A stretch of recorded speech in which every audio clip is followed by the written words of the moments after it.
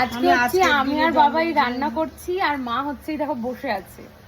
মা তোমাকে একটা কথা বলি শোনো, অনেকের বড়েরাই আছে যারা জন্মদিনের দিন তাদের বউদেরকে দামি দামি জিনিস গিফট করে, দামি দামি জায়গায় জিনিস গিফট করে রেখে দিয়েছে, দামি দামি জায়গায় ঘুরতে নিয়ে যায়, অনেক ঘুরে গেছি, ভালো ভালো রেস্টুরেন্টে খাওয়াতে নিয়ে যায়। কিন্তু তোমার বর তোমার জন্যে রান্না করছে রান্নাঘরে, এরকমটা কজনের বর করে বলো? আমার বর ছাড়া আর কেউ নেই, অদ্বিতীয়। অদ্বিতীয় আর কেউ নেই।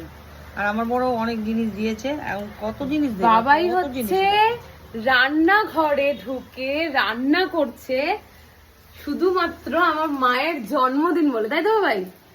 বলো কি রান্না করছে বলো? মাংস।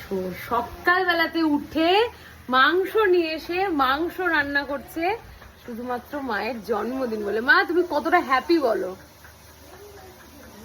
বাবাইকে জীবন সঙ্গী হিসেবে পেয়ে? দেখাতে পারছি না, এতটাই